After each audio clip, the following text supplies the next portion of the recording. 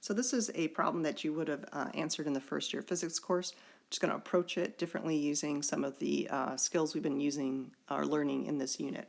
So we have a rock that's been kicked off the edge of a bridge, and it's traveling horizontally at the start, and so its path would look something like this. We are given this height as 3.4 meters, and we are given the distance that the rock travels as 4.7 meters. So one thing I could do is I could just describe the overall motion in terms of acceleration first. So I could write an acceleration vector as a function of time, and I'll use the bracket notation because it's easier to write.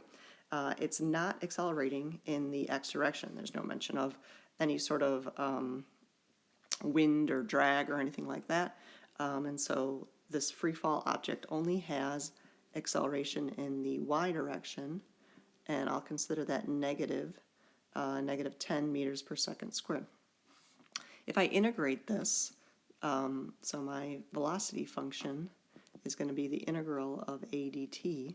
So if I integrate this, I integrate each part separately. So 0, when I integrate that, I just pick up a constant, the initial x velocity. Well, that's actually what I'm trying to find here, so that's going to be my variable that I'm looking for. And then my integration of negative 10 as a constant number would be negative 10t plus whatever the initial velocity is in the y direction. Well, there is no initial velocity in the y direction.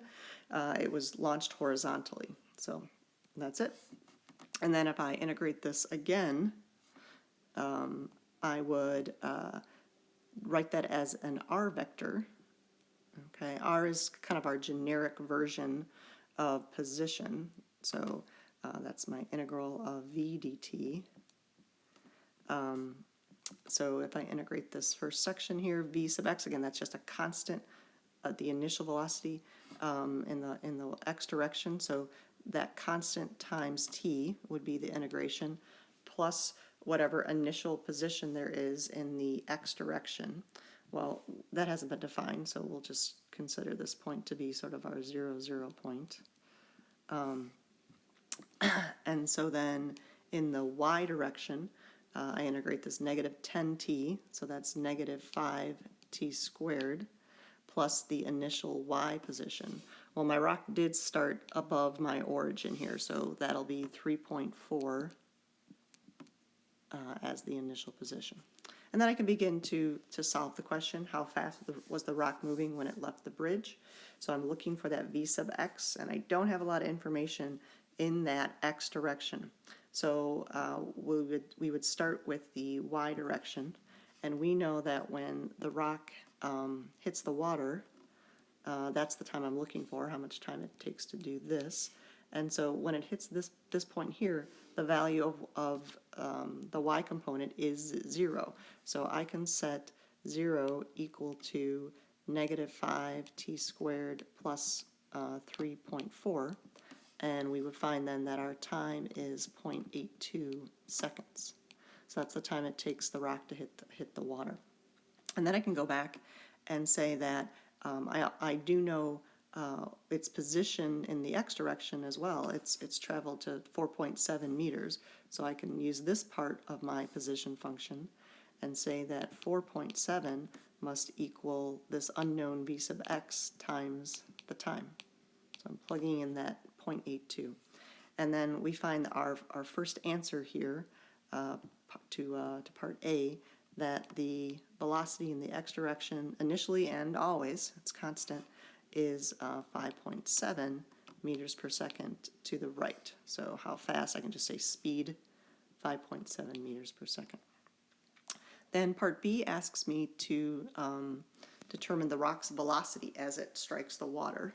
And so I gotta kind of think about the fact that it would be coming in at an angle, kind of like this, and that angle would be defined by the velocity in the x direction, which I know now to be 5.7, and the velocity in the y direction, which after 8.2 seconds I can see, from this part of my equations, that's going to be negative 10 times 0.82, so negative 8.2 meters per second.